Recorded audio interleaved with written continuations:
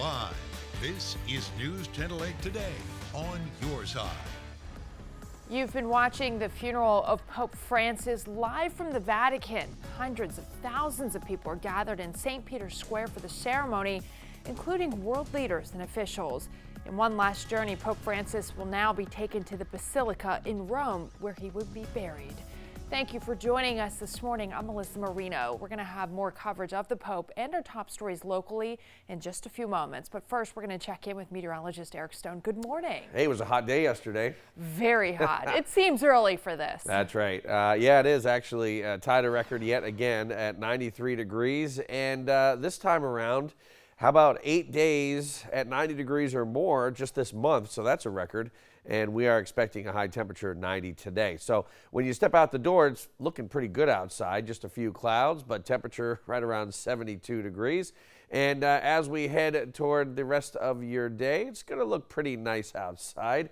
69 in Tarpon Springs, 65 Carrollwood, Lutz at 63, Plant City at 61 degrees, Thenona Sass at 62, and Brandon 67. Of course, Pinellas County a lot warmer with that breeze off the bay. We're seeing those temperatures mainly in the lower 70s, so very comfortable to start your day for your Saturday. And really not much in the way of wind. In fact, it looks like the wind stays very light throughout the day today. Right now it's out of the southwest, east rather. We will see an onshore breeze later on today. I mentioned temperatures getting close to 90 degrees. We'll have that full forecast. Let you know about some rain in the forecast when I come back. Thank you, Eric. Breaking news in the Vatican City. Pope Francis is being laid to rest this morning. This is a live look from St. Peter's Square, where the funeral mass is being held. Leaders from across the globe, including President Donald Trump, Prince William, and other world officials, are all in attendance. And you're taking a look at the thousands of mourners at the Vatican here for the funeral earlier this morning. The Pope's casket will now be taken to the Basilica Santa Maria Maggiore in the heart of Rome. Hundreds of thousands of more people are now lined up by the motorcade route where the Pope will make his final journey. People came from all over the world to say goodbye to the Pope. He had that message of like, I'm not someone powerful, I'm here to guide you, but like I need you also to come with me. So he was always inviting, welcoming others. And I think that's something that highlights his personality and the type of church that he wanted to build. And Pope Francis's funeral ceremony breaking several Vatican traditions, reflecting his wishes to reform the papacy. This includes his place of burial, making him the first pope in more than a century to be buried outside of the Vatican. Also, while world leaders attended his funeral, it will be prisoners, migrants, homeless, and transgender people who will greet him at the Basilica. The Vatican says the goal was to emphasize the Pope's role as a mere priest and not of a powerful man of this world. Once buried, 9 days of mourning, prayers, and remembrance will begin. The Vatican says it will begin the process of electing a new pope in the first week of May. Of course, stay with us for the latest developments. We're going to bring them to you as they happen, both on air and online. And new this morning, the Hillsborough County Sheriff's Office investigating a homicide in a Tampa neighborhood. This is a look at the scene about 30 minutes ago. Deputies responded to calls of shots being fired near Southwick Drive in the Citrus Park area around 9:30 last night. When they arrived on scene, we're told they found a woman dead inside a home with trauma to her upper body. Now, we are working to find out if any arrests have been made. And right now, Pinellas County detectives working to find out who wrote a threat on a plane bathroom door at St. Pete Clearwater International Airport. Several planes were evacuated, delaying flights for several hours. But the airport is now back up and running. One traveler we spoke with tells us he saw some of the commotion from inside the terminal. We saw a bunch of police cars outside on the tarmac and a lot of activity. And next thing I know, they cleared the gate area and everybody came out here.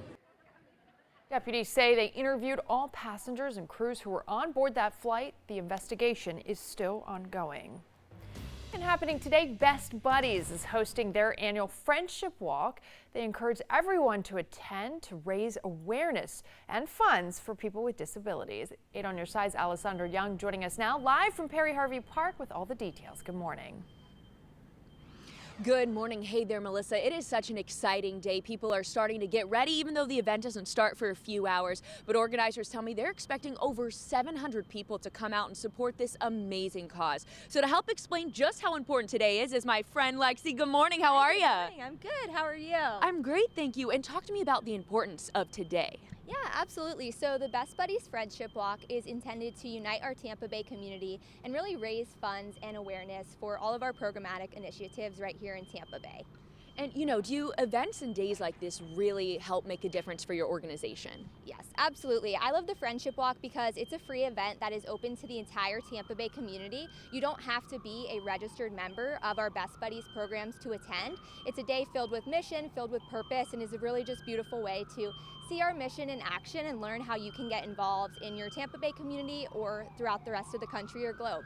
And for people who maybe can't come out today or those that are coming out and still want to continue to support, how can they help your organization right from their couch? Yeah, absolutely. So you can visit bestbuddiesfriendshipwalk.org/Tampa Bay. From there, if you can join us, you can register for our event, or you can also register on site at 8:30 a.m.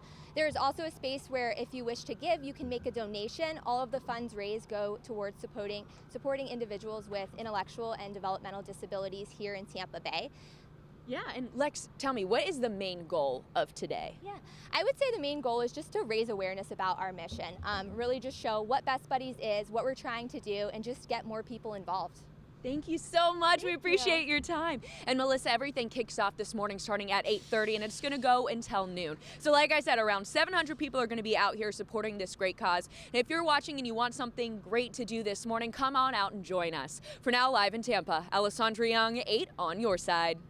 Thank you, Alessandra. Also today, the DeSoto Annual Grand Parade and Block Party will be taking over the streets of downtown Bradenton.